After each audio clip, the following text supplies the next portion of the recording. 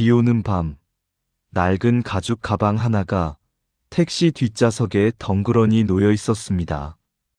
그 가방 속에는 30년 전 제가 버린 여자의 편지가 가득 들어 있었습니다. 그리고 그 편지의 첫 문장은 이렇게 시작되었습니다. 태식 씨, 우리에게 아이가 생겼어요. 이야기 시작 전에 잠시 구독과 좋아요 부탁드립니다. 큰 힘이 됩니다. 저는 김태식, 올해 72입니다. 40년을 공무원으로 살다가 7년 전 퇴직했습니다. 화려한 직급도 아니었습니다. 그저 7급 공무원으로 정년을 채웠을 뿐입니다. 아내는 5년 전 세상을 떠났고 슬아의 딸 하나 있습니다. 딸아이는 결혼해서 제 곁을 떠났고 저는 혼자 이 넓은 집을 지키고 있습니다. 퇴직금은 병원비로 다 쓰고 연금만으로는 생활이 빠듯했습니다. 무엇보다 견딜 수 없었던 건 정막이었습니다. 텅 빈 집에서 텔레비전만 보며 하루하루를 보내는 게 싫었습니다. 그래서 3년 전부터 택시 운전을 시작했습니다. 처음엔 딸아이가 극구 말렸습니다. 아버지, 창피해서 어떻게 다녀요? 친구들한테 뭐라고 말해요? 하지만 저는 개의치 않았습니다. 떳떳하게 일해서 버는 돈인데 무엇이 창피하단 말입니까? 오히려 택시 운전은 제게 새로운 삶을 주었습니다. 매일 다른 사람을 만나고 다른 이야기를 듣고 다른 풍경을 봅니다. 가끔은 손님들의 고민을 들어주기도 하고 웃음을 나누기도 합니다. 이것이 제 잃은 인생의 새로운 출발이었습니다. 그런데 그날 밤 모든 것이 달라졌습니다. 2년 전 10월 20날 밤이었습니다. 가을비가 보슬보슬 내리는 저녁이었습니다. 오후 9시쯤 강남역 부근에서 손님 한 분을 태웠습니다. 40대 중반쯤 되어 보이는 남자분이었습니다. 정장 차림에 서류 가방을 든 직장인 같았습니다. 목돈까지 부탁드립니다. 손님은 차분한 목소리로 말했습니다. 백미러로 슬쩍 보니 피곤한 기색이 역력했습니다. 눈가에 그늘이 드리워져 있었고 입술은 굳게 다물어져 있었습니다. 저는 조용히 차를 출발시켰습니다. 택시기사 3년차의 경험으로 저는 손님의 기분을 어느 정도 읽을 수 있었습니다. 말을 걸어주길 원하는 손님이 있고 조용히 있어주길 바라는 손님이 있습니다. 이 손님은 후자였습니다. 빗소리만이 조용히 차 안을 채웠습니다. 손님은 창밖만 내다보고 있었습니다. 가로등 불빛이 빗물에 반사되어 일렁였습니다. 한강대교를 지날 때였습니다. 손님이 작게 한숨을 쉬었습니다. 그리고 중얼거렸습니다. 엄마, 미안해요. 너무 작은 소리여서 저는 못 들은 척했습니다. 하지만 그 목소리에는 깊은 슬픔이 배어 있었습니다. 목동에 도착했을 때 비는 더욱 거세게 내리고 있었습니다. 손님은 급하게 요금을 건네며 차에서 내렸습니다. 감사합니다. 짧은 인사를 남기고 우산도 펴지 않은 채 빗속으로 뛰어갔습니다. 무언가에 쫓기듯 다급한 발걸음이었습니다. 저는 잔돈을 건네려 했지만 손님은 이미 멀어지고 있었습니다. 손님, 잔돈이요. 소리쳐봤지만 빗소리에 묻혀 들리지 않았습니다. 저는 한숨을 쉬며 잔돈을 주머니에 넣었습니다. 그때였습니다. 뒷좌석을 돌아보니 낡은 가죽 가방 하나가 놓여 있었습니다. 갈색 가죽은 세월의 때가 묻어 군데군데 색이 바랬고 손잡이는 닳아 있었습니다. 아, 손님! 저는 급히 차 문을 열고 밖으로 뛰쳐나갔습니다. 하지만 이미 그분은 건물 안으로 사라진 뒤였습니다. 어느 건물로 들어갔는지도 알 수 없었습니다. 비는 억수같이 쏟아지고 저는 흠뻑 젖어버렸습니다. 결국 저는 가방을 들고 다시 차로 돌아왔습니다. 내일 찾아오시겠지. 저는 그렇게 생각하며 가방을 조수석에 올려놓았습니다. 영업을 마치고 집으로 돌아온 건 자정이 넘어서였습니다. 가방을 거실 탁자 위에 올려놓고 샤워를 했습니다. 따뜻한 물이 몸을 적시자 피로가 몰려왔습니다. 간단히 저녁을 먹고 뉴스를 틀었습니다. 하지만 집중이 되지 않았습니다. 자꾸만 가방이 신경 쓰였습니다. 혹시 중요한 물건이 들어있으면 어쩌나? 손님이 급하게 찾으시면 어쩌나? 이런저런 생각이 머릿속을 맴돌았습니다. 다음 날 아침, 저는 회사에 분실물 신고를 했습니다. 하지만 이틀이 지나도 3일이 지나도 연락이 없었습니다. 나흘째 되던 날, 저는 결심했습니다. 가방을 열어보기로 했습니다. 혹시 신분증이나 명함이라도 있으면 제가 직접 찾아가겠다고 생각했습니다. 오후 2시쯤 영업을 나가기 전이었습니다. 저는 거실 탁자 앞에 앉았습니다. 가방의 낡은 지퍼를 천천히 열었습니다. 그 순간 저는 숨이 멎는 것 같았습니다. 가방 속에는 낡은 편지 다발이 가득 들어 있었습니다. 노란 봉투에 담긴 편지들은 시간의 흔적으로 빛이 발해 있었습니다. 그리고 그 옆에는 흑백 사진 몇 장이 있었습니다. 손이 떨렸습니다.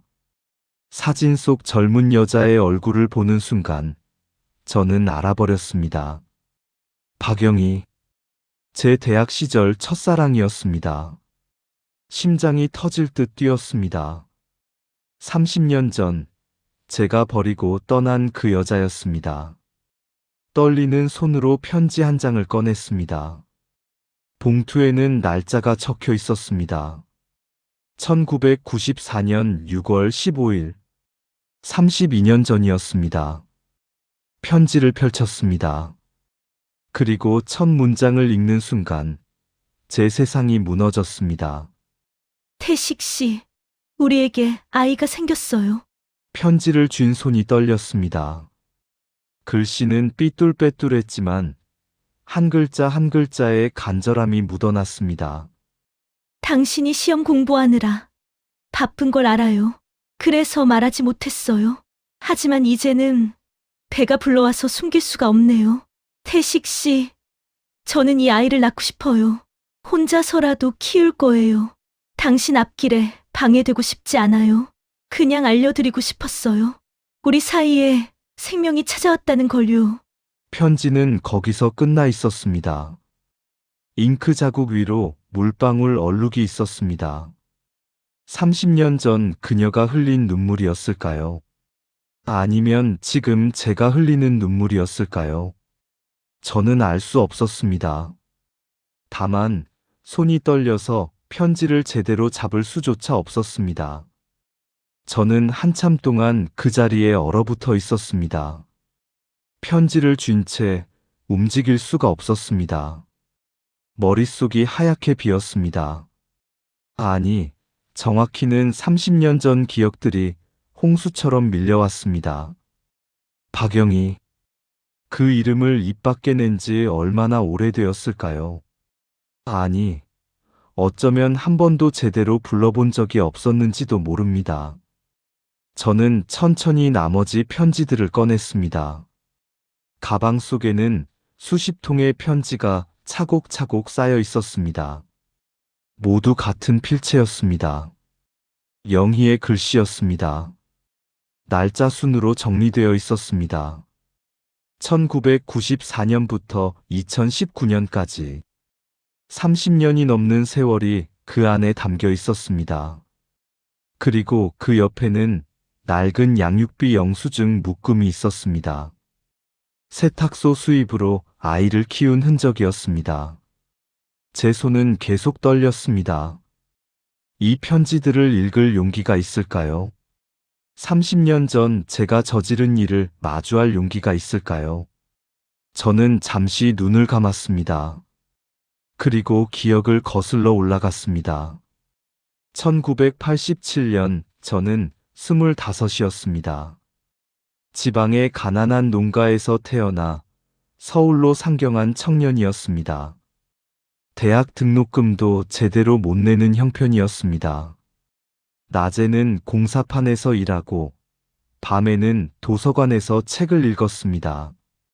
그때 영희를 만났습니다. 같은 과 후배였습니다. 영희는 저보다 2살 어렸습니다. 가난한 건 저나 영희나 마찬가지였습니다. 하지만 영희는 늘 밝았습니다. 낡은 옷을 입어도 굶어도 웃음을 잃지 않았습니다. 태식 선배, 우리 언젠가 잘 살 수 있겠죠? 영희는 늘 그렇게 물었습니다. 그럴 때마다 저는 대답했습니다. 당연하지. 내가 공무원 되면 우리 결혼하자. 영희는 수줍게 웃었습니다. 그 웃음이 세상에서 가장 아름다웠습니다. 우리는 가난했지만 행복했습니다. 손잡고 한강변을 걷고 떡볶이 한 접시를 나눠 먹었습니다. 영희는 제 꿈을 응원해 주었습니다. 제가 힘들어할 때마다 곁을 지켜주었습니다. 1992년 겨울, 저는 공무원 시험에 합격했습니다. 7급 공무원이었지만 저에게는 인생 역전의 기회였습니다. 더 이상 가난하지 않아도 되는 것이었습니다. 안정된 직장, 월급 미래, 모든 것이 제 손에 쥐어졌습니다. 그런데 문제가 생겼습니다. 발령받은 부서의 과장님이 저를 불렀습니다. 자네 결혼은 했나? 아니요, 아직입니다. 그럼 잘 됐네. 우리 처남 딸이 있는데 한번 만나보게. 과장님의 처남은 지역 유지였습니다. 작은 공장을 운영하고 땅도 여러 필지 있다고 했습니다. 이 기회를 놓치지 말게. 자네 앞날에 큰 도움이 될 거야. 저는 거절하고 싶었습니다. 하지만 갓 발령받은 신참이 상사의 제안을 뿌리치기는 어려웠습니다. 더군다나 그분은 제 인사권을 쥐고 있었습니다. 한 번만 만나보게. 마음에 안 들면 거절해도 되니까. 결국 저는 맞선 자리에 나갔습니다. 그리고 그 자리에서 지금의 아내를 만났습니다. 아내는 영희와 달랐습니다. 단정하고 조용했으며 교양 있어 보였습니다. 무엇보다 안정적인 집안이었습니다. 맞선을 보고 돌아오는 길, 저는 영희를 만났습니다. 선배, 어디 갔다 와요? 영희는 순수하게 물었습니다. 응, 그냥 볼일 좀. 저는 거짓말을 했습니다. 그날 이후로 저는 영희를 점점 피하기 시작했습니다. 전화도 받지 않고 약속도 미뤘습니다. 영희는 몰랐을 겁니다. 제가 이미 다른 선택을 하고 있다는 것을. 그리고 2달 후 영희가 찾아왔습니다. 관청 앞에서 저를 기다리고 있었습니다. 선배, 저 좀 봐요. 왜 이러는 거예요? 영희의 눈에는 눈물이 가득했습니다. 저는 차갑게 말했습니다. 영희야, 미안해. 나 다른 사람 만나기로 했어. 네? 그게 무슨... 우리는 이제 끝이야. 미안해.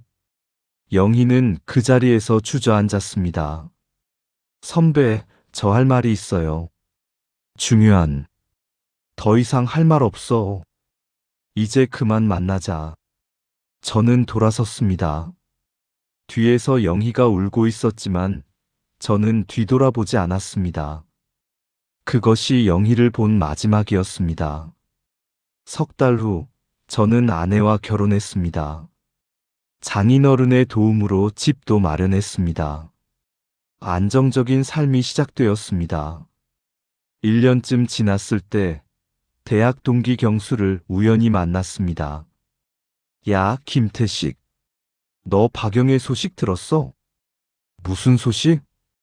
그 애 결혼했대. 다른 남자 만나서. 그 말을 듣고 저는 안도했습니다. 죄책감에서 벗어날 수 있었습니다. 영희도 이제 행복하게 사는구나. 다행이야. 저는 그렇게 생각하며 영희를 잊기 시작했습니다. 아니, 잊은 척했습니다. 40년이 흘렀습니다. 저는 성실하게 공무원 생활을 했습니다. 크게 성공하지는 못했지만 평범하게 살았습니다. 아내는 좋은 사람이었습니다. 저를 믿고 집안을 잘 꾸렸습니다. 딸아이도 건강하게 자라 결혼했습니다. 큰 탈 없이 무난하게 인생을 살았습니다. 하지만 가끔, 아주 가끔, 밤에 잠들기 전 영의 생각이 났습니다. 잘 살고 있을까? 행복할까? 그럴 때마다 저는 고개를 저었습니다. 이미 끝난 일이었습니다. 돌이킬 수 없는 과거였습니다. 5년 전 아내가 세상을 떠났습니다. 암이었습니다. 임종 직전 아내가 제 손을 잡았습니다. 여보, 당신 평생 마음 한구석에 누군가 있었죠? 저는 깜짝 놀랐습니다. 무슨 소리야? 그런 거 없어. 괜찮아요. 저도 알았어요. 하지만 당신은 좋은 남편이었어요. 아내는 미소 지었습니다. 만약 그 사람 생각이 나거든. 한 번쯤 찾아가 봐요. 후회 남기지 말고. 그것이 아내의 마지막 말이었습니다. 저는 그 말의 의미를 이해하지 못했습니다. 아니, 이해하고 싶지 않았습니다. 그리고 지금 이 편지들 앞에서 저는 깨달았습니다. 영희는 결혼하지 않았다는 것을, 혼자서 아이를 키웠다는 것을, 그 아이가 제 아들이라는 것을, 30년 동안 거짓말 속에서 살아왔다는 것을. 저는 다시 편지를 펼쳤습니다. 두 번째 편지였습니다. 1994년 9월 20일. 태식 씨, 오늘 아이가 태어났어요. 건강한 사내아이예요. 당신을 닮아서 눈이 또렷해요. 이름은 준호라고 지었어요. 당신 아버지 성함에서 한 글자 따왔어요. 걱정 마세요. 저 혼자서도 잘 키울 수 있어요. 당신이 행복하면 그것으로 충분해요. 편지를 읽는 제 눈에서 눈물이 흘러내렸습니다. 72 평생 이렇게 운 적이 없었습니다. 가슴이 찢어지는 것 같았습니다. 숨을 쉴 수가 없었습니다. 저는 바닥에 주저앉았습니다. 그리고 소리 없이 울었습니다. 영희야, 미안해. 정말 미안해. 저는 모든 편지를 읽기로 했습니다. 도망칠 수 없었습니다. 30년 전 제가 외면한 진실을 이제는 마주해야 했습니다. 세 번째 편지는 1995년 것이었습니다. 태식 씨, 준호가 돌이 되었어요. 이제 걷기 시작했어요. 넘어져도 금방 일어나서 다시 걸어요. 당신을 닮아서 그런가 봐요. 포기를 모르는 아이예요. 세탁소 일이 힘들지만 이 아이 웃는 얼굴 보면 힘이 나요. 당신은 잘 지내고 있나요? 가끔 신문에서 당신 소식을 찾아봐요. 승진했다는 기사를 봤어요. 축하해요. 정말 축하해요. 네 번째 편지. 1997년. 태식 씨, 준호가 초등학교에 입학했어요. 운동회 날 다른 아이들은 아빠랑 2인 삼각을 하는데 우리 준호는 혼자 앉아 있더라고요. 가슴이 찢어지는 것 같았어요. 그래도 준호는 씩씩하게 웃으며 말했어요. 엄마, 괜찮아. 나는 엄마랑 할 거야. 그 말을 듣고 얼마나 울었는지 몰라요. 이 아이에게 아빠를 만들어주지 못한 제가 한없이 미안했어요.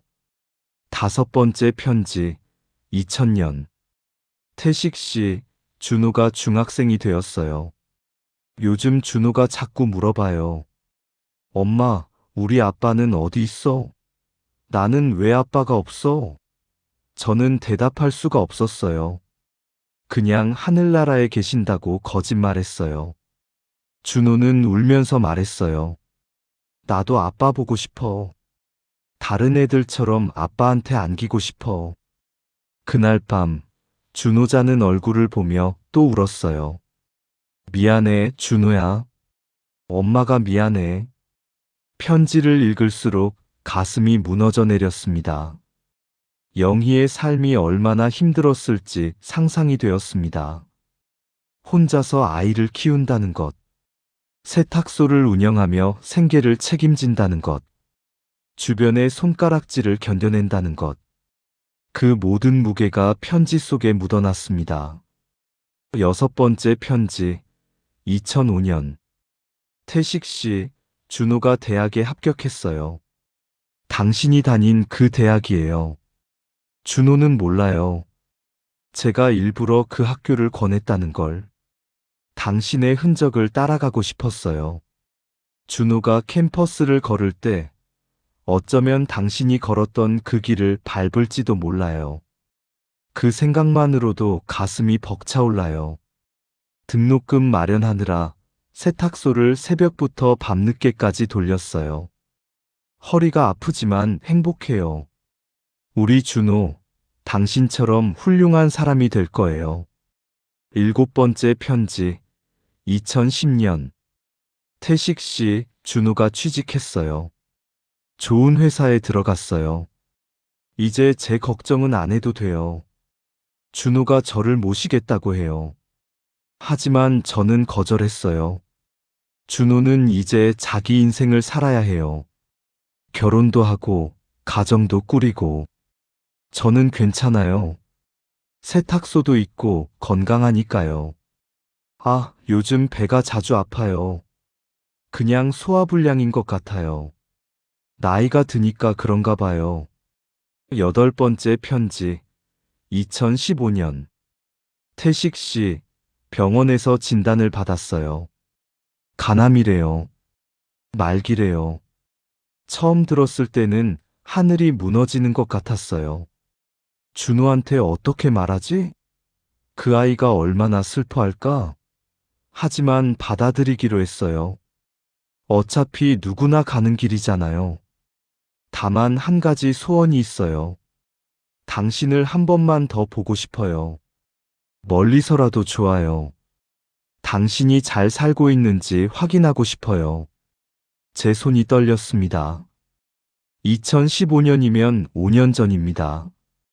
영희가 아팠을 때 저는 무엇을 하고 있었을까요? 아, 맞습니다. 그때 제 아내도 투병 중이었습니다. 저는 아내 간병에만 집중했습니다. 영희가 어디선가 홀로 병마와 싸우고 있을 때 저는 그 사실조차 모른 채 살고 있었습니다. 9번째 편지, 2019년. 태식 씨, 이제 시간이 얼마 남지 않았어요. 의사 선생님이 몇 개월이라고 했어요. 준호는 매일 병원에 와요.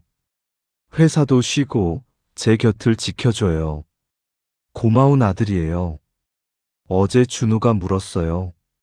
엄마, 정말 아빠 이름도 몰라? 저는 고개를 끄덕였어요. 거짓말이에요. 당신 이름, 당신 얼굴, 당신 목소리 모두 기억해요. 한 번도 잊은 적 없어요. 하지만 준호에게는 말할 수 없어요. 당신에게도 가정이 있을 테니까요. 그리고 마지막 편지. 2019년 3월 10일. 봉투를 여는 손이 떨렸습니다. 태식 씨, 이것이 마지막 편지가 될 것 같아요. 이제 펜을 잡는 것도 힘들어요. 30년 동안 당신께 편지를 썼지만 단 한 통도 보내지 못했어요. 보낼 용기가 없었어요. 당신 삶을 방해하고 싶지 않았어요. 하지만 이 편지들은 남기고 싶어요. 언젠가 준호가 아버지를 찾게 된다면 이 편지들이 다리가 되어줄 거예요. 준호에게 말했어요. 이 가방을 소중히 간직하라고. 언젠가 당신 아버지를 만나게 되면 이것을 전해주라고. 태식 씨, 저는 당신을 원망하지 않아요. 오히려 감사해요. 준호라는 소중한 선물을 주었으니까요. 부디 건강하세요. 행복하세요. 그것이 제 마지막 소원이에요. 영원히 당신을 사랑한 영희가. 편지가 끝났습니다. 저는 편지를 가슴에 안았습니다. 그리고 소리내어 울었습니다. 영희야, 영희야. 30년 만에 그 이름을 불렀습니다. 너무 늦었습니다. 모든 것이 너무 늦었습니다. 이제 영희는 이 세상에 없습니다. 용서를 구할 수도, 미안하다 말할 수도 없습니다. 저는 한없이 작아졌습니다. 일은 평생을 살았지만 이렇게 비겁한 사람이었습니다. 사랑한다고 말하고도 책임지지 못한 사람. 아이가 생겼다는 말도 듣지 못하고 떠난 사람. 30년 동안 편안하게 살면서 영희의 고통은 몰랐던 사람. 저는 바닥에 주저앉아 한참을 울었습니다. 얼마나 시간이 흘렀을까요? 해가 지고 있었습니다. 저는 천천히 일어났습니다. 그리고 가방 안을 다시 살폈습니다. 편지 밑에 작은 수첩이 하나 있었습니다. 펼쳐보니 준호의 연락처와 주소가 적혀 있었습니다. 목동의 한 아파트였습니다. 그날 밤 손님을 태웠던 바로 그곳이었습니다. 심장이 두근거렸습니다. 그 손님이 준호였다는 말인가요? 제 아들이었다는 말인가요? 저는 수첩을 펼친 채 멍하니 앉아 있었습니다. 머릿속이 복잡했습니다. 어떻게 해야 할까요? 찾아가야 할까요? 아니면 모른 척 가방만 돌려줘야 할까요?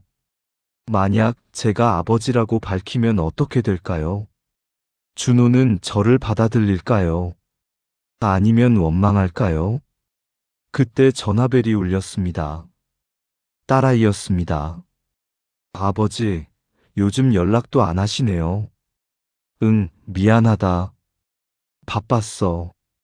무슨 일 있으세요? 목소리가 이상한데요. 아니야, 아무 일도 없어. 아버지, 다음 주 일요일에 저희 집에 오세요. 식사하러요. 그래, 알았다. 전화를 끊고 저는 한숨을 쉬었습니다. 딸에게 이 사실을 말하면 어떻게 될까요? 아버지가 다른 여자 사이에서 아들이 있다고 하면 딸은 충격받을 겁니다. 어쩌면 저를 경멸할지도 모릅니다. 어머니를 배신한 아버지라고 생각할 겁니다. 저는 깊은 고민에 빠졌습니다. 그날 밤 잠을 이룰 수 없었습니다. 영희의 편지가 머릿속을 떠나지 않았습니다. 준호의 얼굴이 궁금했습니다. 제가 버린 아들, 영희가 혼자 키운 아들. 그 아이는 지금 어떤 사람이 되어 있을까요? 저를 닮았을까요? 영희를 닮았을까요? 새벽녘 저는 결심했습니다. 준호를 만나야겠다고. 하지만 아직 아버지라고 밝힐 용기는 없었습니다. 일단 가방을 돌려주는 것으로 시작하자. 그리고 그 사람을 보자.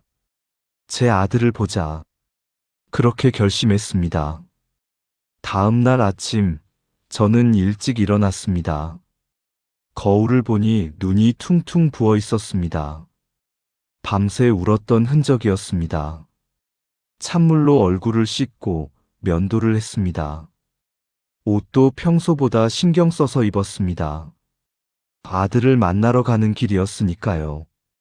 비록 아버지라고 밝히지는 못하지만 그래도 단정하게 보이고 싶었습니다. 오전 10시쯤 저는 목동의 그 아파트 앞에 도착했습니다. 가방을 들고 초인종을 눌렀습니다. 심장이 터질 듯 뛰었습니다. 잠시 후 문이 열렸습니다. 네. 그날 밤 제 택시에 탔던 바로 그 사람이었습니다. 40대 중반쯤 되어 보이는 남자. 준호였습니다. 제 아들이었습니다. 저는 말문이 막혔습니다. 준호를 보는 순간 숨이 멎는 것 같았습니다. 눈매가 영희를 닮았습니다. 하지만 이마와 코는 저를 닮았습니다. 젊은 시절 제 모습과 너무나 비슷했습니다. 무슨 일이세요? 준호가 물었습니다. 저는 겨우 정신을 차렸습니다. 아, 저기. 며칠 전에 제 택시에 두고 가신 가방입니다. 아. 준호의 얼굴이 환해졌습니다. 찾았군요. 정말 감사합니다. 얼마나 찾았는지 몰라요. 준호는 황급히 가방을 받았습니다. 그리고 지퍼를 열어 안을 확인했습니다. 편지들을 보는 순간 준호의 눈빛이 달라졌습니다. 안도의 한숨을 쉬었습니다. 정말 다행이다. 이건 제게 너무 소중한 거거든요. 그래 보이더군요. 저는 조심스럽게 말했습니다. 혹시 돌아가신 분의 유품인가요? 준호는 잠시 망설이더니 고개를 끄덕였습니다. 네, 제 어머니 유품이에요. 얼마 전에 돌아가셨어요. 그러셨군요. 조의를 표합니다. 감사합니다. 준호는 잠시 침묵하더니 말했습니다. 들어오시겠어요? 커피라도 한 잔 드시고 가세요. 보답이라도 해야죠. 저는 망설였습니다. 들어가야 할까요? 하지만 거절할 수 없었습니다. 아들의 집을 보고 싶었습니다. 괜찮으시다면요. 집 안은 깔끔했습니다. 혼자 사는 남자치고는 정돈이 잘 되어 있었습니다. 거실 한쪽 벽에는 사진들이 걸려 있었습니다. 대부분 영희와 준호의 사진이었습니다. 어린 준호를 안고 웃고 있는 젊은 영희. 초등학교 입학식 날 손을 잡고 있는 모자. 중학교 졸업식 날의 사진. 대학 합격증을 들고 찍은 사진. 모든 사진 속에는 영희와 준호 단 둘뿐이었습니다. 아버지는 없었습니다. 가슴이 아렸습니다. 어머니와 둘이셨나 봅니다. 제가 조심스럽게 말했습니다. 네, 어머니 혼자 저를 키우셨어요.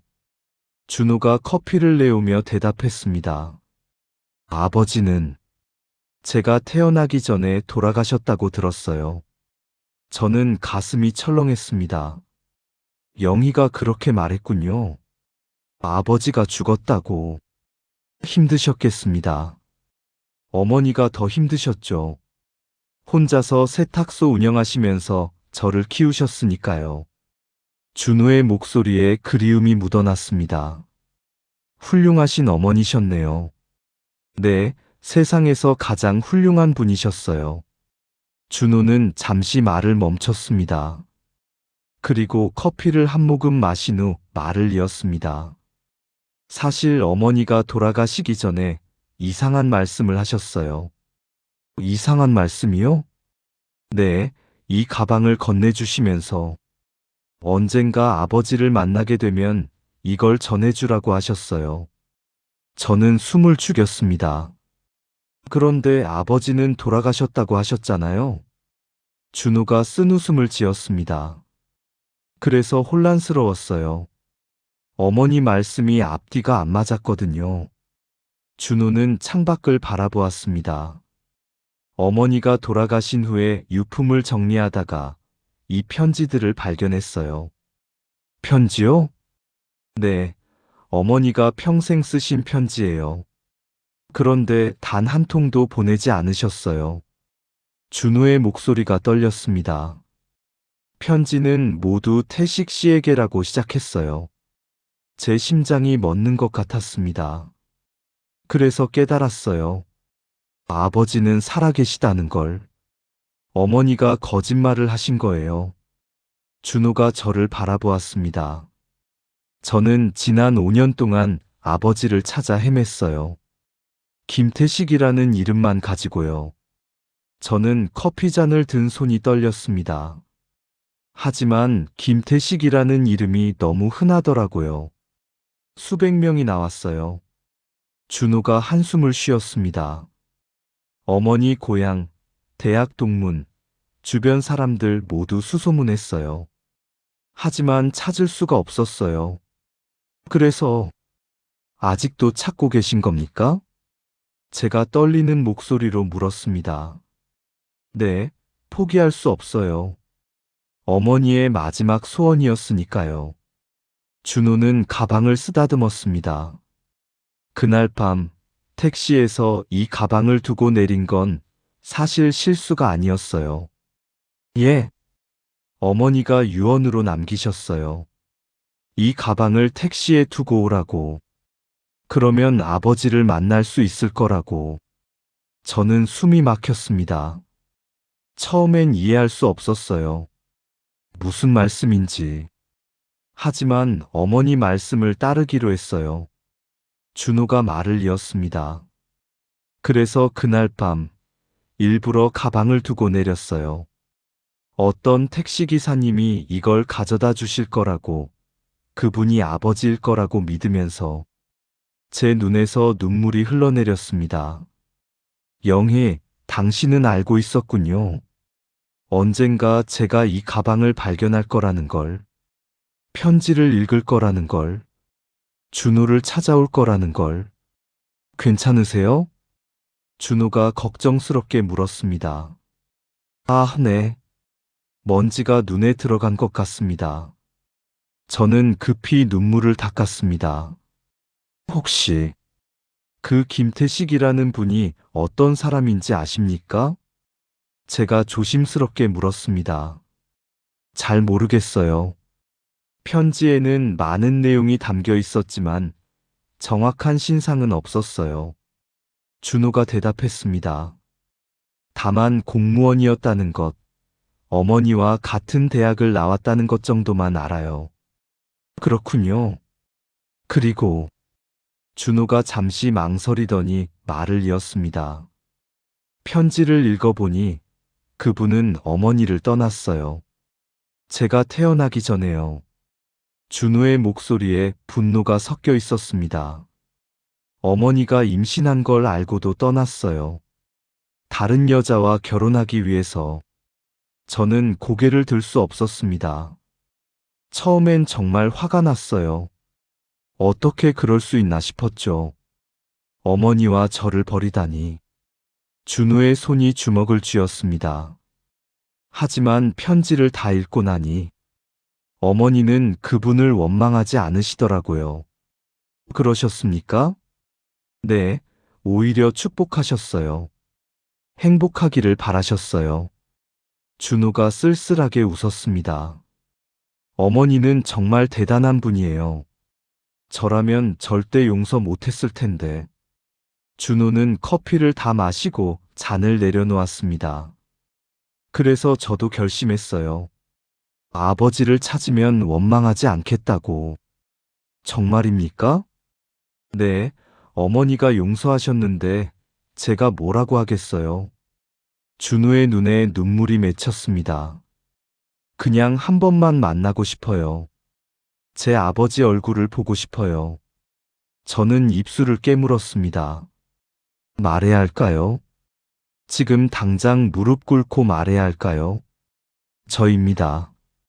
제가 당신 아버지입니다. 하지만 목소리가 나오지 않았습니다. 용기가 없었습니다. 이렇게 좋은 아들이 저를 아버지로 받아들일까요? 평생 무책임하게 살아온 저를 오래 붙잡아드렸네요. 가보셔야죠. 준호가 일어서며 말했습니다. 아, 그리고 기사님. 네. 정말 감사합니다. 이 가방은 제게 세상 무엇보다 소중해요. 준호가 깊이 고개를 숙였습니다. 기사님 덕분에 다시 찾을 수 있었어요. 아닙니다. 당연한 일을 했을 뿐입니다. 저는 일어서며 대답했습니다. 현관문을 나서면서 저는 뒤돌아보았습니다. 준호가 가방을 안고 서 있었습니다. 그 모습이 어린아이 같았습니다. 어머니 품을 그리워하는 아이 같았습니다. 혹시 제가 말했습니다. 네. 제가 그 김태식이라는 분을 찾는 데 도움이 될까요? 준호의 눈이 커졌습니다. 정말요? 도와주실 수 있어요? 택시 운전하면서 많은 사람을 만나니까요. 혹시 모르지 않습니까? 감사합니다. 정말 감사합니다. 준호가 다시 고개를 숙였습니다. 연락처 알려주시겠어요? 소식 있으면 연락드릴게요. 저는 명함을 건넸습니다. 택시 회사 명함이었습니다. 꼭 연락주세요. 준호가 간절하게 말했습니다. 그러겠습니다. 저는 고개를 끄덕이고 돌아섰습니다. 엘리베이터를 타고 내려오는 내내 눈물이 멈추지 않았습니다. 아들이 저를 찾고 있었습니다. 원망하지 않겠다고 했습니다. 용서하겠다고 했습니다. 하지만 저는 비겁했습니다. 정체를 밝힐 용기조차 없었습니다. 그날 이후 저는 매일 준호 생각을 했습니다. 택시를 운전하면서도 잠자리에 들어서도 준호의 얼굴이 떠올랐습니다. 제 아들. 30년 만에 만난 제 아들. 하지만 저는 아버지라고 말하지 못했습니다. 일주일이 지났습니다. 딸아이 집에 가는 날이었습니다. 사위와 손자도 있었습니다. 아버지, 요즘 얼굴이 안 좋으신데 괜찮으세요? 딸아이가 걱정스럽게 물었습니다. 응, 괜찮아. 그냥 좀 피곤해서. 택시 운전 그만하시면 안 돼요? 나이도 있으신데. 아니야, 일하는 게 좋아. 집에만 있으면 답답하거든. 식사 후 딸아이가 차를 내왔습니다.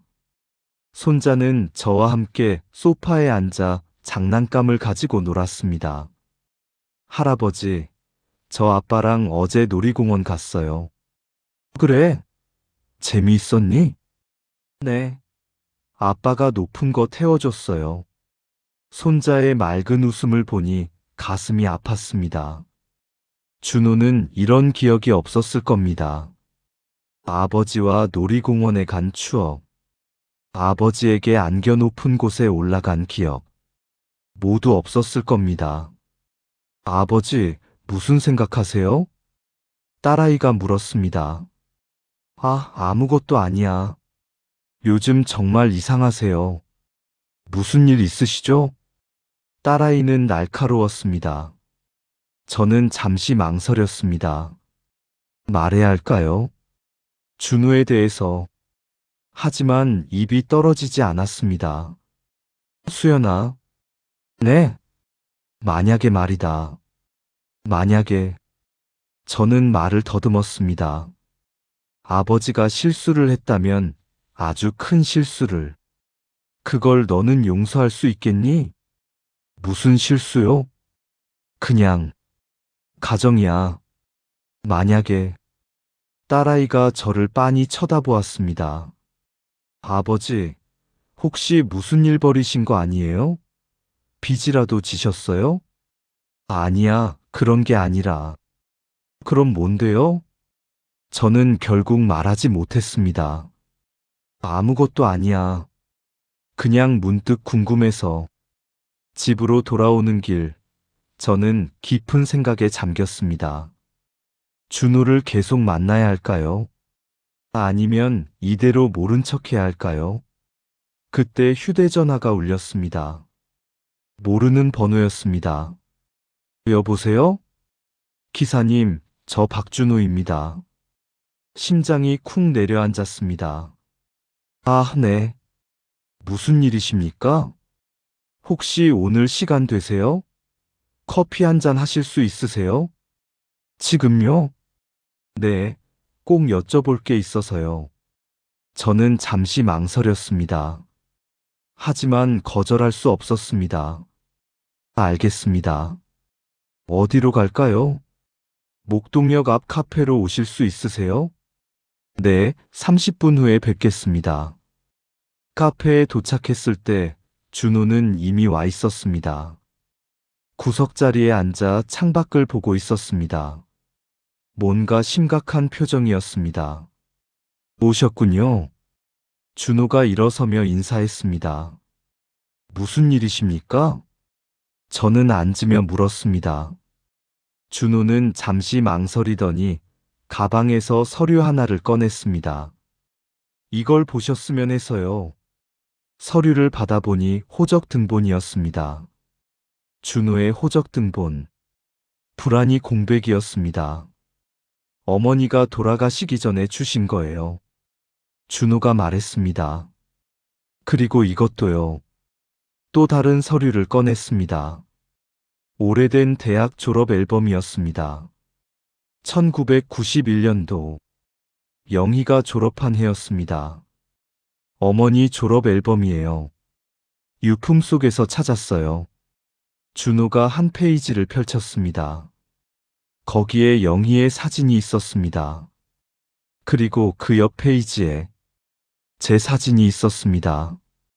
이름 밑에 빨간 동그라미가 쳐져 있었습니다. 영희의 필체였습니다. 이 사람이 김태식이에요.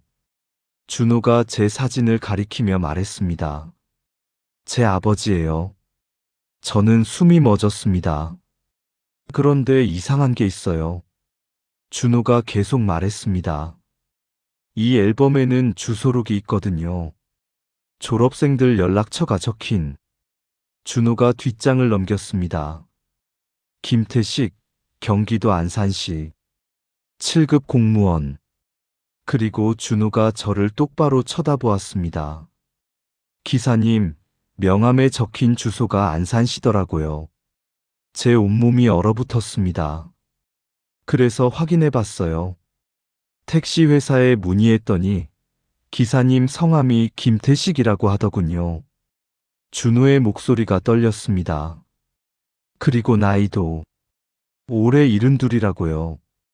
저는 아무 말도 할 수 없었습니다.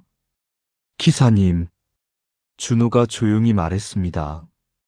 당신이 제 아버지시죠? 침묵이 흘렀습니다. 카페 안에 소음도 들리지 않았습니다. 오직 준호의 떨리는 숨소리만 들렸습니다. 저는 천천히 고개를 들었습니다. 준호의 눈을 마주쳤습니다. 그 눈에는 슬픔과 기대가 섞여 있었습니다. 네. 저는 떨리는 목소리로 대답했습니다. 맞습니다. 제가 당신 아버지입니다. 준호의 눈에서 눈물이 흘러내렸습니다. 손으로 입을 막았지만 흐느끼는 소리가 새어나왔습니다. 42년. 준호가 울먹이며 말했습니다. 42년을 기다렸어요. 미안합니다. 저도 눈물을 흘렸습니다. 정말 미안합니다. 왜 말씀 안 하셨어요? 그날 집에 오셨을 때 용기가 없었습니다. 당신이 저를 받아들일지 두려웠습니다. 준호는 한참을 울었습니다. 주변 사람들이 쳐다봤지만 개의치 않았습니다. 어머니가 맞았어요. 준호가 눈물을 닦으며 말했습니다. 가방을 택시에 두면 아버지를 만날 수 있다고 하셨어요. 영희가 알고 있었군요. 네, 어머니는 모든 걸 알고 계셨어요. 준호가 가방에서 또 다른 봉투를 꺼냈습니다. 이건 제게 남기신 편지예요. 어머니가 돌아가시기 직전에. 봉투를 열어 편지를 꺼냈습니다. 그리고 읽기 시작했습니다. 준호야, 엄마는 이제 곧 떠나야 할 것 같구나. 미안해. 더 오래 곁에 있어주지 못해서. 하지만 준우야, 너에게는 아버지가 있단다. 엄마가 거짓말했어. 아버지는 돌아가시지 않았어. 살아계셔. 준우의 목소리가 떨렸습니다. 아버지는 좋은 분이야. 착하고 성실한 분이지. 다만 어린 나이에 잘못된 선택을 했을 뿐이야. 엄마는 아버지를 원망하지 않아. 오히려 감사해. 너라는 선물을 주셨으니까. 준우야, 엄마가 죽으면 이 가방을 택시에 두고 와. 아무 택시나. 그러면 아버지를 만날 수 있을 거야. 이상하게 들리겠지만 엄마는 안단다. 운명이 너희를 이어줄 거라는 걸. 그리고 준우야, 아버지를 만나거든 원망하지 마. 용서해줘. 아버지도 힘든 삶을 사셨을 거야. 서로 이해하고 사랑하렴. 그게 엄마의 마지막 소원이야. 준우는 편지를 접었습니다. 그리고 저를 바라보았습니다. 어머니 말씀대로 하겠습니다. 뭐라고요? 원망하지 않겠습니다. 용서하겠습니다. 준우가 자리에서 일어났습니다. 그리고 제 앞에 무릎을 꿇었습니다. 아버지. 생전 처음 듣는 그 호칭. 가슴이 터질 것 같았습니다. 저를 아들로 받아주시겠습니까? 저는 떨리는 손으로 준우의 어깨를 잡았습니다. 제가 받아달라고 해야죠. 42년 동안 아무것도 하지 못한 저를 아버지로 받아주시겠습니까? 준우가 고개를 끄덕였습니다. 그리고 처음으로 저를 안았습니다. 아버지와 아들의 포옹. 42년 만의 포옹. 카페 안의 사람들이 모두 저희를 쳐다보았습니다. 하지만 상관없었습니다. 세상이 다 쳐다봐도 상관없었습니다. 저는 제 아들을 찾았습니다. 아니, 제 아들이 저를 찾아준 것입니다. 영희의 사랑이 우리를 이어준 것입니다. 한참을 그렇게 안고 있었습니다. 둘 다 울고 있었습니다. 42년치 눈물을. 그날 밤, 저는 잠을 이룰 수 없었습니다. 준호와 헤어진 후에도 가슴이 두근거렸습니다. 아들을 만났습니다. 제 아들을 만났습니다. 42년 만에. 하지만 기쁨과 함께 두려움도 밀려왔습니다. 이제 어떻게 해야 할까요? 딸아이에게는 뭐라고 말해야 할까요? 다음 날 아침, 준우에게서 전화가 왔습니다. 아버지, 주무셨어요? 아버지. 그 말을 들을 때마다 가슴이 뭉클했습니다. 응, 잘 잤다. 거짓말이었습니다. 한숨도 못 잤습니다. 오늘 시간 되시면 같이 식사하실래요? 그래, 좋지. 어머니 산소에 같이 가면 어떨까요? 저는 숨이 멎었습니다. 영희의 산소. 30년 만에 영희를 만나는 것이었습니다. 그러자 목이 메어 겨우 대답했습니다. 오후 2시 준호가 차로 저를 데리러 왔습니다. 경기도 외곽의 한 공원묘지였습니다. 차를 타고 가는 내내 저희는 많은 이야기를 나눴습니다. 어릴 때 어땠어요? 제가 물었습니다. 외로웠어요. 친구들은 아빠랑 축구하고 캠핑 가고 그랬는데 저는 늘 어머니랑 둘이었으니까요. 준호의 목소리에 그리움이 묻어났습니다. 어머니는 정말 열심히 사셨어요. 새벽부터 밤늦게까지 세탁소를 운영하셨죠. 힘드셨겠구나. 네, 손이 늘 거칠었어요. 세제 때문에. 겨울이면 손이 트고 피가 나기도 했어요. 제 가슴이 찢어졌습니다. 영희의 고생이 눈에 선했습니다. 그래도 어머니는 늘 웃으셨어요. 제 앞에서는 절대 힘든 내색 안 하셨어요. 훌륭한 어머니셨네. 네, 세상에서 가장 훌륭한 분이셨어요. 준호가 잠시 말을 멈췄습니다. 중학교 때였어요. 친구들이 놀렸어요. 아버지도 없는 새끼라고. 뭐, 싸움이 났어요. 제가 그 애들을 때렸죠. 선생님한테 혼났어요. 준호가 쓸쓸하게 웃었습니다. 집에 와서 어머니한테 말했어요. 엄마, 나 왜 아빠 없어? 다른 애들은 다 있는데. 영희가 뭐라고 했니? 울었어요. 한참을.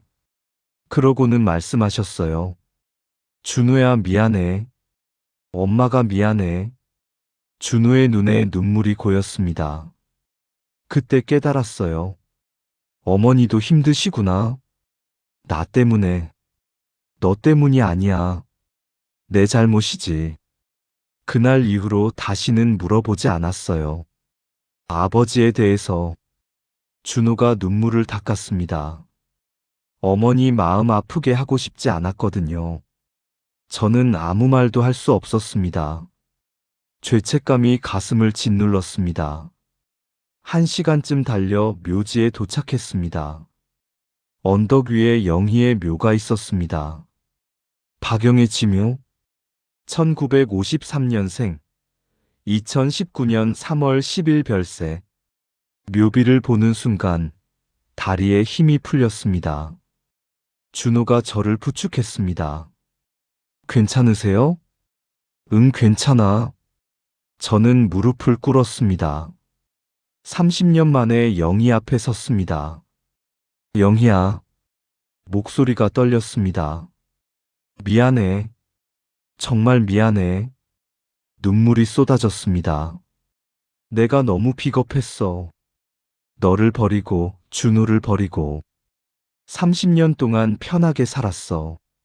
너희가 어떻게 사는지도 모른 채 목이 메어 말을 이을 수 없었습니다.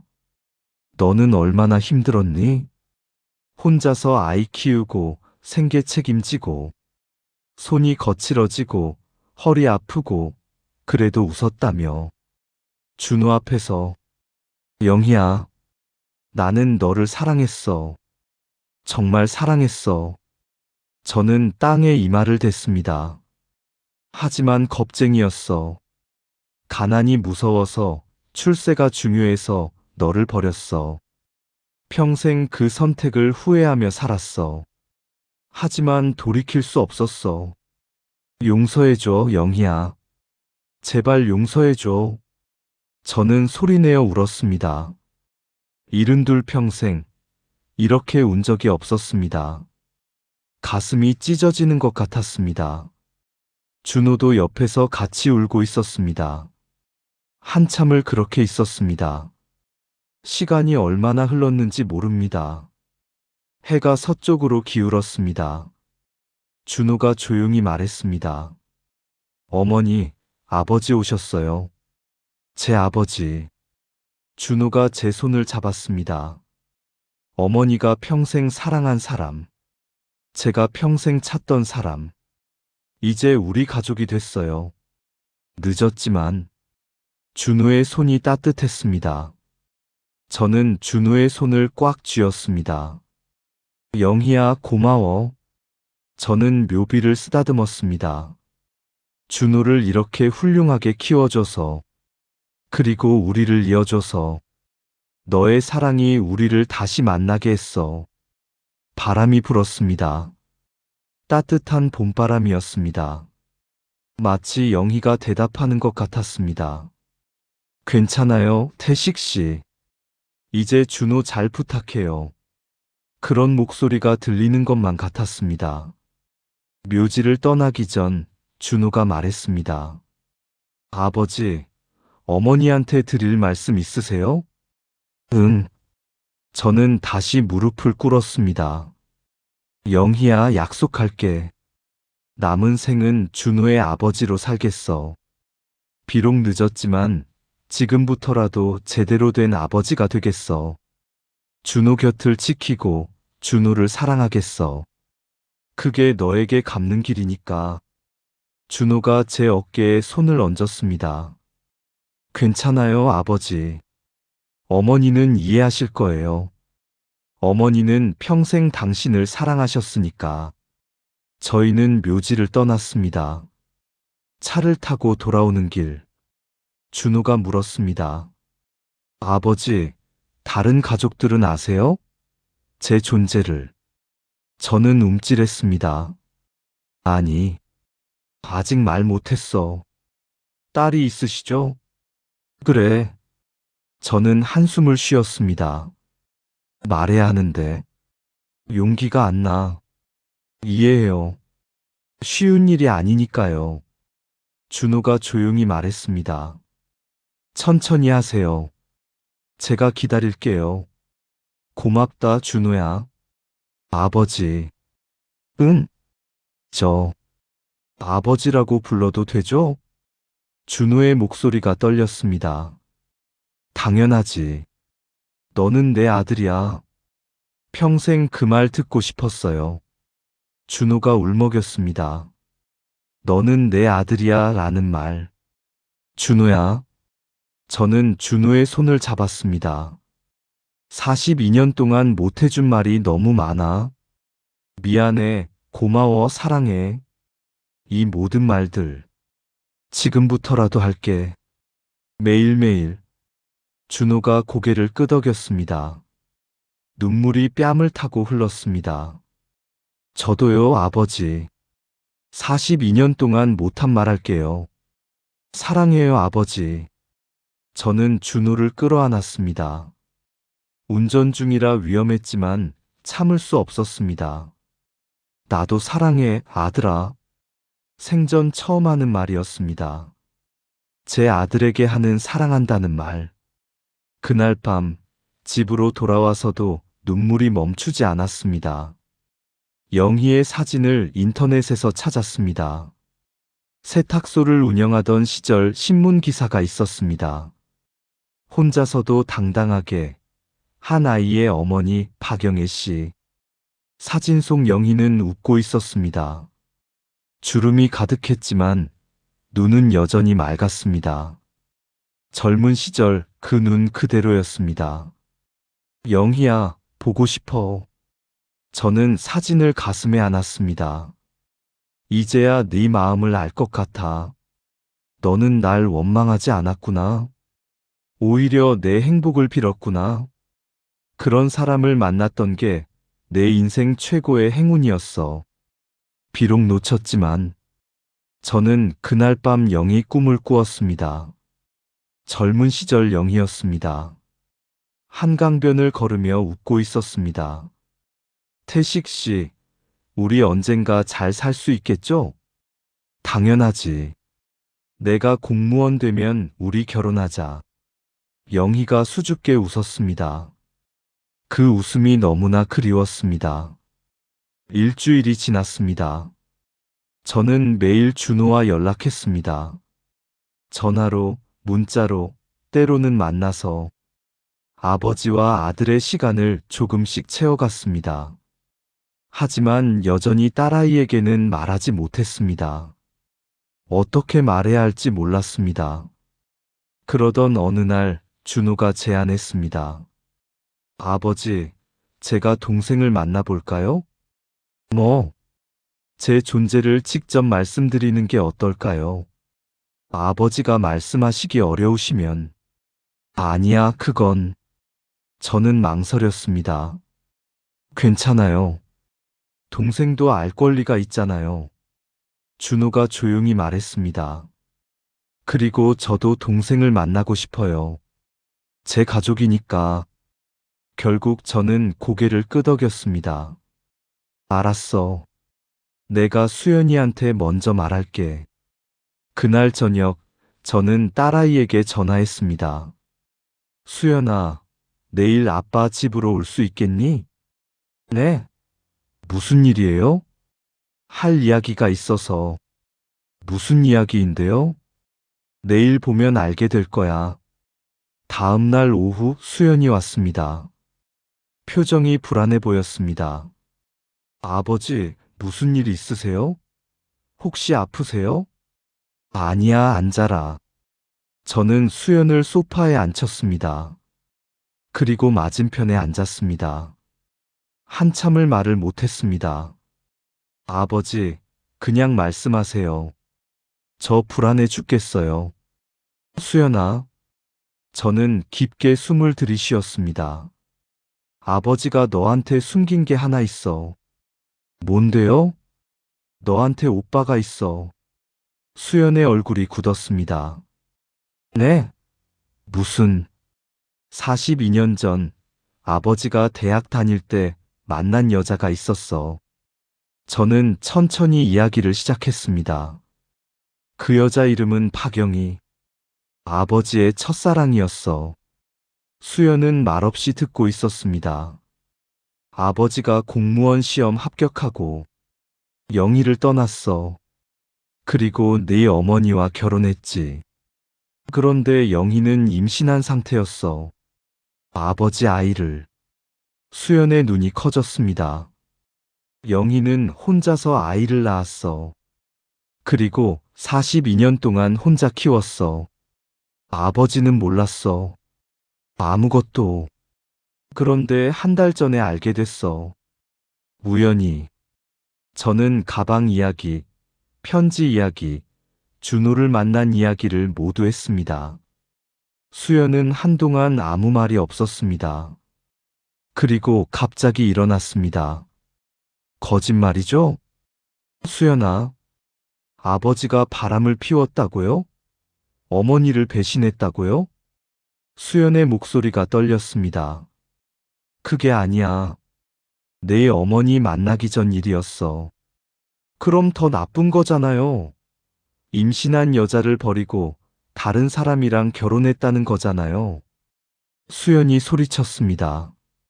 어떻게 그럴 수 있어요?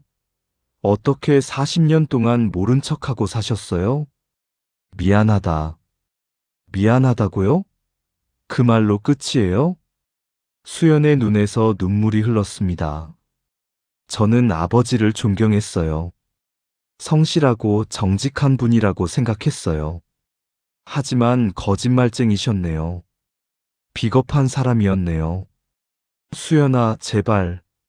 그 오빠라는 사람은 어디 있어요? 만나고 싶어요. 지금 오고 있어. 곧 도착할 거야. 좋아요, 만나보죠. 아버지가 버린 아들을. 수연은 소파에 다시 앉았습니다. 팔짱을 끼고 고개를 돌렸습니다. 무거운 침묵이 흘렀습니다.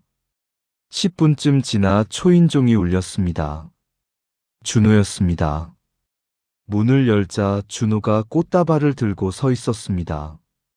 아버지, 들어와.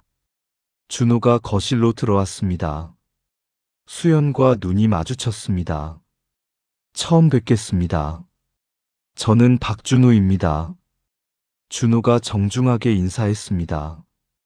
수연은 냉랭하게 쳐다보기만 했습니다. 이 꽃은 동생에게 드리고 싶어서 준비했습니다. 준호가 꽃다발을 내밀었습니다. 수연은 받지 않았습니다. 필요 없어요. 동생라고 부르지 마세요. 우리 남남이에요. 수연이 차갑게 말했습니다. 수연아, 제가 말렸습니다. 아버지는 가만히 계세요. 수연이 준호에게 다가갔습니다. 당신 어머니, 박영희 씨 맞죠? 네, 그렇습니다. 왜 아버지한테 연락 안 했어요? 40년 동안? 어머니가 아버지 앞길을 막고 싶지 않으셨대요. 그래서요? 혼자 고생하면서도 한마디 안 했다고요? 네. 말도 안 돼요. 그게 말이 돼요? 수연이 소리쳤습니다. 만약 정말 사랑했다면 찾아왔어야죠. 아이 아버지한테 알렸어야죠. 동생 말이 맞습니다. 준호가 조용히 대답했습니다. 하지만 어머니는 그렇게 하셨어요. 그게 어머니의 선택이었습니다. 그 선택 때문에 우리 가족이 망가졌잖아요. 수연이 울먹였습니다. 저희 어머니는요, 평생 아버지만 사랑하신 분이에요.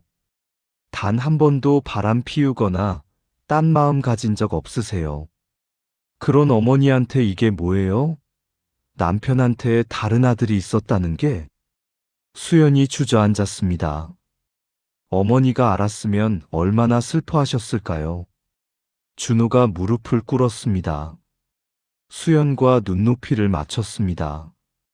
동생 어머니도 아셨어요. 뭐라고요? 수연이 고개를 들었습니다. 제 어머니 유품 속에 일기장이 있었어요. 준호가 가방에서 낡은 일기장을 꺼냈습니다. 이걸 읽어보시면 알 거예요. 수연이 떨리는 손으로 일기장을 받았습니다. 2018년 5월 10일. 준호가 페이지를 펼쳐주었습니다. 읽어보세요. 수연이 일기를 읽기 시작했습니다. 오늘 경수를 우연히 만났다. 태식의 대학 동기. 그에게서 충격적인 이야기를 들었다. 태식에게 다른 여자 사이에 아들이 있다고. 40년 전 일이라고. 처음엔 믿을 수 없었다. 내 남편이? 하지만 경수는 거짓말할 사람이 아니다. 수연의 손이 떨렸습니다. 집에 와서 남편을 봤다. 평소처럼 신문을 보고 있었다. 몰라보는 척했다. 물어볼 수가 없었다. 하지만 이상하게 화가 나지 않았다. 남편도 젊은 시절이 있었을 것이다. 실수도 했을 것이다. 누구나 과거가 있으니까. 며칠 동안 생각했다. 그 여자는 어떻게 살았을까? 그 아이는 잘 크고 있을까? 남편은 알고나 있을까? 물어보고 싶었다. 하지만 용기가 없었다. 남편을 힘들게 하고 싶지 않았다. 오늘 결심했다. 남편에게 말하지 않기로. 그냥 모른 척하고 살기로. 어차피 지나간 일이다. 지금 우리는 행복하니까. 수연이도 있고. 그것으로 충분하다. 하지만 한 가지 소원이 있다면 남편이 언젠가 그 아이를 찾기를 바란다. 너무 늦기 전에. 그래야 남편 마음도 편할 것 같다. 수연의 눈에서 눈물이 뚝뚝 떨어졌습니다. 어머니가 알고 계셨어요? 수연이 떨리는 목소리로 물었습니다. 저도 처음 듣는 이야기였습니다. 아내가 알고 있었다니. 그리고 이것도요. 준호가 다른 페이지를 펼쳤습니다. 2019년 2월 어머니 돌아가시기 한 달 전 일기예요. 병이 깊어졌다. 이제 얼마 남지 않은 것 같다. 남편에게 하지 못한 말이 많다. 사랑한다는 말, 고맙다는 말. 하지만 가장 하고 싶은 말은 이거다. 여보, 그 아이를 찾아요. 당신 아들을 찾아요. 너무 늦기 전에. 제발. 수연이도 이해해 줄 거예요. 우리 딸은 착하니까. 그 아이도 당신 가족이에요. 받아들여요. 사랑해줘요. 그게 제 마지막 부탁이에요. 수연이 일기장을 가슴에 안았습니다. 그리고 소리내어 울었습니다. 저도 무릎을 꿇었습니다. 아내가 이런 마음이었다니. 모든 걸 알면서도 이해하고 용서했다니. 여보, 미안해. 정말 미안해. 저도 울었습니다. 한참을 셋이서 울었습니다. 수연이 먼저 눈물을 닦았습니다. 그리고 준우를 바라보았습니다. 오빠. 처음으로 그렇게 불렀습니다. 미안해요. 제가 너무 심했어요. 아니에요. 당연히 화날 수 있어요. 어머니가 오빠를 받아들이라고 하셨어요. 수연이 준우의 손을 잡았습니다. 저도 그렇게 할게요.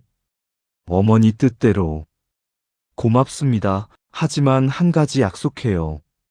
네, 말씀하세요. 아버지 곁을 지켜주세요. 저는 결혼해서 자주 못 뵐 수도 있어요. 수연이 저를 돌아보았습니다. 아버지, 이제 많이 외로우실 거예요. 오빠가 옆에 있어 주세요. 그러겠습니다. 준호가 고개를 끄덕였습니다. 수연이 꽃다발을 받았습니다. 고마워요, 이쁜 꽃. 동생. 아니, 수연아. 네. 우리 가족하자. 준호가 손을 내밀었습니다. 수연이 그 손을 잡았습니다. 그래요, 우리 가족. 저는 두 남매를 바라보았습니다. 제 딸과 아들. 42년 만에 한자리에 모인 가족. 늦었지만 이제라도 시작할 수 있었습니다. 진짜 가족으로. 그날 이후 우리의 삶은 천천히 변화하기 시작했습니다. 준호는 주말마다 저를 찾아왔습니다. 때로는 수연이와 함께 오기도 했습니다. 저는 택시 운전을 계속했습니다. 이제는 생계를 위해서가 아니라 일하는 게 좋아서였습니다. 그리고 손님들에게 제 이야기를 들려주곤 했습니다. 기사님, 오늘 기분이 좋아 보이세요. 어느 날 손님 한 분이 말했습니다. 네, 좋은 일이 있어서요. 무슨 일이신데요? 42년 만에 아들을 찾았습니다. 어머, 정말요? 저는 우리 이야기를 들려줬습니다. 가방 이야기, 편지 이야기, 영희 이야기. 손님은 눈물을 흘리며 들었습니다. 기사님, 정말 다행이네요. 늦었지만 찾으셔서. 네, 늦었지만 다행입니다. 저도 용기 내야겠어요. 5년 전에 싸우고 연락 끊은 동생한테 먼저 전화해야겠어요. 그러세요. 늦기 전에. 손님은 제 손을 꼭 잡았습니다. 좋은 이야기 들려주셔서 감사합니다. 힘이 됐어요. 이런 일이 한두 번이 아니었습니다. 제 이야기를 듣고 용기를 얻는 사람들이 많았습니다. 헤어진 가족에게 연락하고, 미루던 사과를 하고, 잊고 지냈던 사람을 찾아가고, 그럴 때마다 저는 영희에게 감사했습니다. 영희야, 내 사랑이 나를 변화시켰어. 그리고 다른 사람들에게도 희망을 주고 있어. 석 달쯤 지났을 때였습니다. 준호가 중요한 제안을 했습니다. 아버지, 같이 살면 어떨까요? 뭐, 아버지 혼자 사시잖아요. 저도 혼자고요. 준호가 웃으며 말했습니다. 같이 살면 서로 덜 외로울 것 같아서요. 저는 망설였습니다. 준호야, 넌 결혼도 해야 하고, 아버지랑 같이 살면서도 결혼할 수 있어요. 하지만, 아버지, 준호가 진지하게 말했습니다. 42년을 못 봤잖아요. 이제라도 같이 지내고 싶어요. 아침에 같이 밥 먹고, 저녁에 같이 뉴스 보고, 그냥 평범한 아버지와 아들처럼 살고 싶어요. 제 눈에 눈물이 고였습니다. 나야 좋지. 너만 괜찮다면. 괜찮은 정도가 아니라 정말 하고 싶어요. 한 달 후, 준호가 제 집으로 이사를 왔습니다. 오랜만에 집이 활기를 찾았습니다. 아침에 일어나면 준호가 커피를 내려놓았습니다. 아버지, 주무셨어요? 응, 잘 잤어. 함께 아침을 먹었습니다. 42년 만에 아들과 먹는 식사였습니다. 오늘 회사 일찍 가야 해요. 발표가 있어서요. 그래, 잘하고 와. 걱정 마세요. 자신 있어요. 준호가 환하게 웃었습니다. 그 웃음을 볼 때마다 가슴이 벅찼습니다. 저녁에는 함께 텔레비전을 봤습니다. 아버지, 이 프로 재미있어요. 같이 봐요. 그래, 뭔데? 요리 프로예요. 우리는 소파에 나란히 앉아 프로그램을 봤습니다. 평범한 일상이었습니다. 하지만 그 평범함이 너무나 소중했습니다. 42년 동안 누리지 못한 일상이었으니까요. 주말에는 수연이도 왔습니다. 손자를 데리고. 할아버지, 손자가 뛰어와 안겼습니다. 오, 우리 손자. 많이 컸네. 할아버지, 삼촌이랑 놀았어요. 손자가 준호를 가리켰습니다. 삼촌이 공 잘 던져줘요. 그래? 삼촌 좋구나. 네. 삼촌 최고예요. 수연이 부엌에서 음식을 준비했습니다. 준호가 도왔습니다. 수연아, 이거 어떻게 쓰는 거야? 그건 이렇게 쓰는 거야. 남매가 함께 웃었습니다. 저는 그 모습을 바라보았습니다. 완전한 가족이었습니다. 비록 늦게 이뤄졌지만 점심을 먹으며 준호가 물었습니다. 아버지, 요즘 행복하세요? 응, 정말 행복해. 저도요. 준호가 환하게 웃었습니다. 어머니도 기뻐하실 것 같아요. 우리가 이렇게 지내는 거. 그럼 영희는 바로 이걸 원했던 거야. 저는 하늘을 올려다보았습니다. 영희야, 보이니? 우리 이렇게 잘 지내고 있어. 네가 이어준 가족이야. 식사 후 우리는 함께 영희의 산소에 갔습니다. 저와 준호, 수연이와 손자.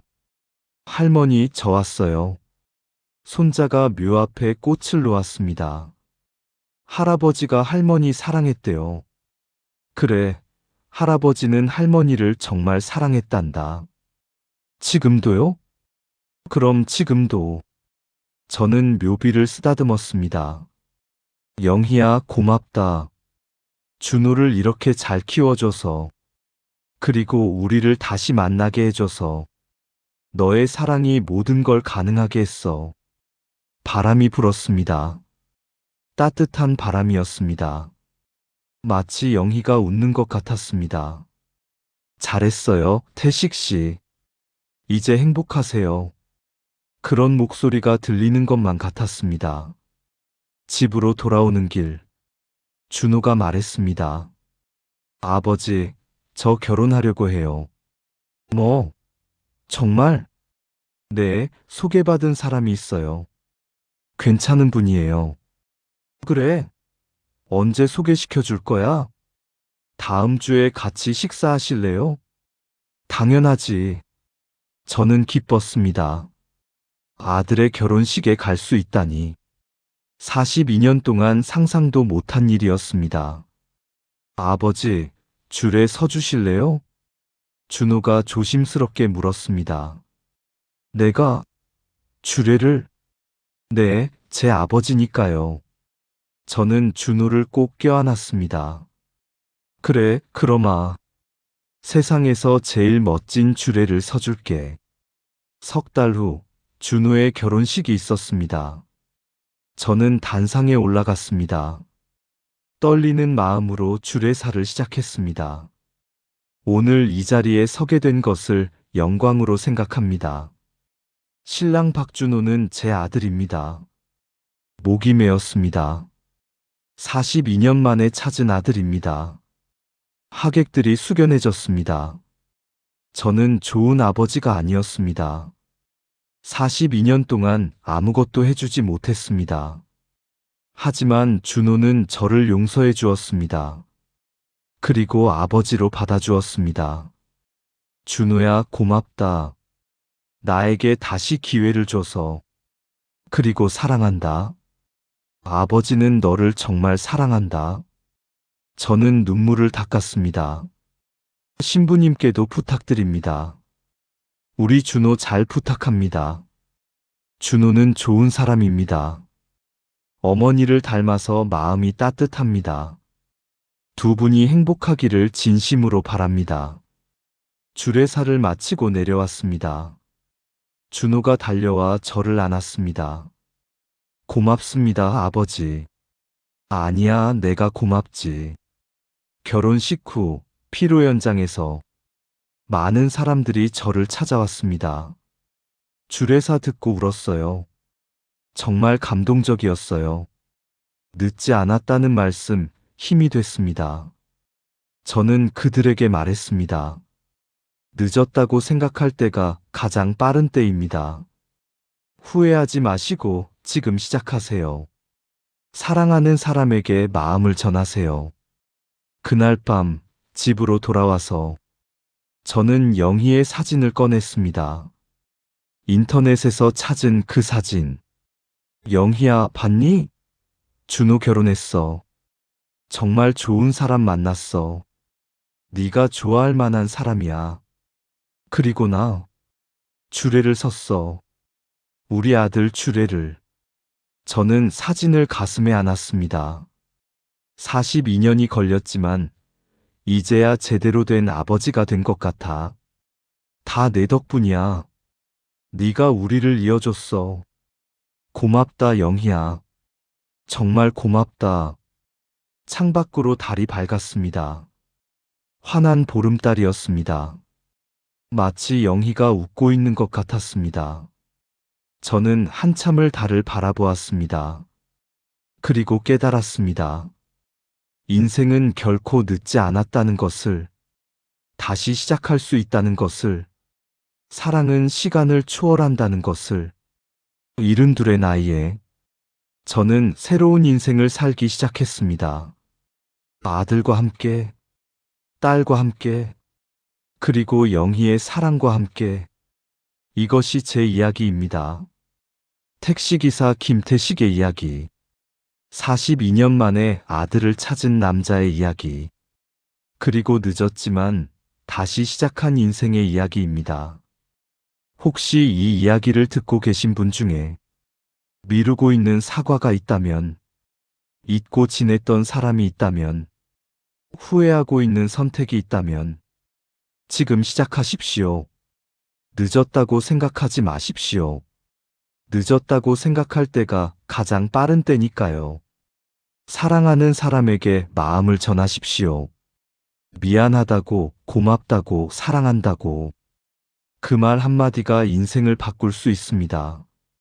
저처럼. 그리고 기억하십시오. 진정한 사랑은 시간을 초월한다는 것을. 비록 육신은 떠났어도 사랑은 남아서 우리를 이어준다는 것을. 영희가 그랬던 것처럼. 이야기를 끝까지 들어주셔서 감사합니다. 오늘도 좋은 하루 되시길 바랍니다. 그리고 사랑하는 사람들에게 마음을 전하는 하루가 되시길. 구독과 좋아요로 응원해 주시면 더 좋은 이야기로 찾아뵙겠습니다. 감사합니다.